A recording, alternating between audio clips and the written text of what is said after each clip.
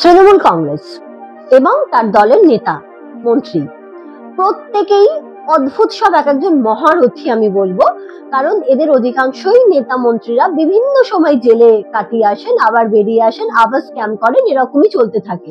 তা তৃণমূল কংগ্রেসের এরকম একজন জনপ্রিয় নাম, চর্চিত নাম, তিনি হচ্ছেন কৃষ্ণনগরের সাংসদ মহুয়া মৈত্র।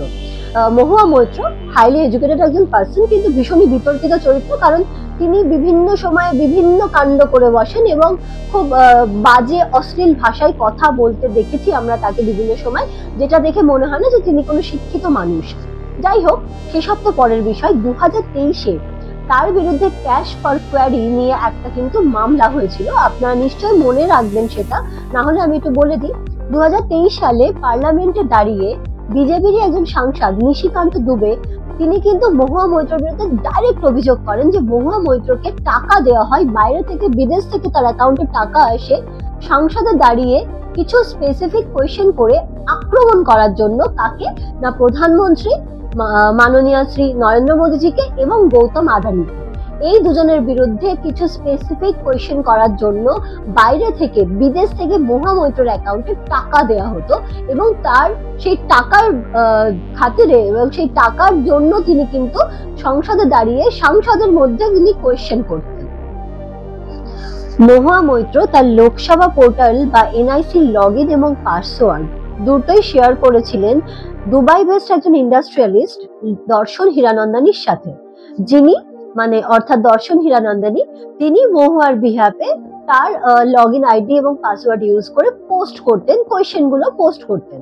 এবং এর সাথে সাথে মহুয়ার বিরুদ্ধে অভিযোগ এটাও ওঠে যে তিনি এই প্রশ্ন করার বিনিময়ে নগদ অর্থ নিয়েছেন, দামি দামি উপহার, ব্যাগ থেকে শুরু করে বিভিন্ন খুব ব্র্যান্ডেড ব্যাগ, পারফিউমস থেকে শুরু করে বিভিন্ন গ্যাজেটস, বিদেশ ভ্রমণ করেছেন সেই টাকায়। এমনকি সব থেকে বড় লজ্জার বিষয় যে নিজের হাউস রেনোভেশনের জন্য কিন্তু টাকা নিয়েছেন এই দর্শন হীরানন্দানীর থেকে।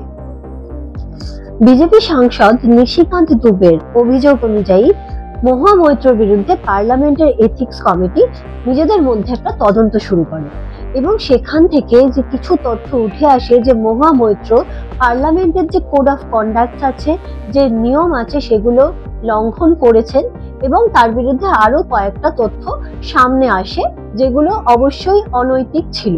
অনৈতিক আচরণের প্রমাণ তাদের সামনে আসে এথিক্স কমিটির কাছে। তখন লোকসভা একটা ভোট করে এবং সেখানে সেই ভোট থেকে দেখা যায় যে মহুয়া মৈত্রের বিরুদ্ধে অনেক ভোট ছিল, যে কারণে তার কিন্তু সাংসদ পদ খারিজ করা হয়, তাকে সাসপেন্ড করা হয় সংসদ পোস্ট থেকে।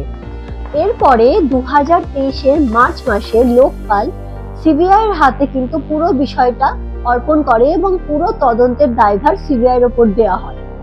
2013-এর লোকপাল অ্যাক্ট অনুযায়ী বলা হয় যে পূর্ণাঙ্গ সিবিআই তদন্ত করবে এবং 6 মাসের মধ্যে একটা পূর্ণাঙ্গ রিপোর্ট কিন্তু মহুয়া মৈত্রের সম্পর্কে লোকপালের হাতে তুলে দিতে হবে। এই সময় সিবিআই প্রিলিমিনারি একটা তদন্ত করেছিল, যেখানে কিন্তু কোনো এফআইআর মহুয়া মৈত্রের বিরুদ্ধে সে সময় হয়নি, কিন্তু সেই তদন্ত করতে গিয়ে জমি, বাড়ি এবং সম্পত্তি সংক্রান্ত বিভিন্ন বিষয় নিয়ে সেখানে কিন্তু মহুয়া মৈত্রের বিরুদ্ধে কিন্তু তদন্ত চলে এবং রেডও হয়। মহুয়া মৈত্রের বিরুদ্ধে 2 কোটি টাকা আর্থিক লেনদেনের অভিযোগ ওঠে। যদিও সেই সময় সিবিআই যে প্রিলিমিনারি এনকোয়ারি করেছিল সেখানে ওই 2 কোটি টাকা আর্থিক লেনদেনের সরাসরি কোনো তথ্য প্রমাণ সিবিআই এর হাতে ছিল না, কিন্তু তিনি যে মহুয়া মৈত্র যে বিভিন্ন গিফট নিয়েছিলেন, ভারতীয় এবং বিদেশি ব্র্যান্ডেড গিফট, সাথে করে হাউস রেনোভেশনের জন্য টাকা নিয়েছিলেন এবং বিভিন্ন গ্যাজেটস নিয়েছিলেন, বিদেশ ভ্রমণ করেছিলেন, সেই সম্পর্কিত নানা তথ্য কিন্তু সিবিআই এর হাতে উঠে আসে। তো সিবিআই সেই সবকিছু বিচার বিবেচনা করে অবশেষে 2025-এর জুলাই মাসে কিন্তু লোকপালের কাছে একটা তথ্য এবং একটা তদন্ত করে সেই তদন্তের একটা রিপোর্ট কিন্তু লোকপালের কাছে জমা দেয় এবং সম্প্রতি লোকপাল সেই পূর্ণাঙ্গ একটা বেঞ্চ তৈরি করে এই বিষয়ে আলোচনা করে একটা সিদ্ধান্ত নেন এবং সম্প্রতি জাস্ট কিছুদিন আগে, কয়েকদিন আগে, 12 তারিখ, নভেম্বরের 12 তারিখে লোকপাল ডিসিশন নেন যে সিবিআই কে নির্দেশ দেওয়ার যে একটা চার্জশিট কিন্তু দাখিল করতে হবে মহুয়া মৈত্রর বিরুদ্ধে আদালতের কাছে, এবং সেই চার্জশিটটার জন্য কিন্তু 4 সপ্তাহ বা 1 মাসের সময় সিবিআই এর হাতে আছে। সিবিআই কে বলা হয় যে ওই চার্জশিটের একটা কপি যেমন আদালতের কাছে থাকবে, সেরকমই একটা কপি কিন্তু লোকপালের কাছে তার রেজিস্ট্রেশন করাতে হবে, তার কারণ যাতে ভবিষ্যতে পুনর্মূল্যায়ন করা যেতে পারে।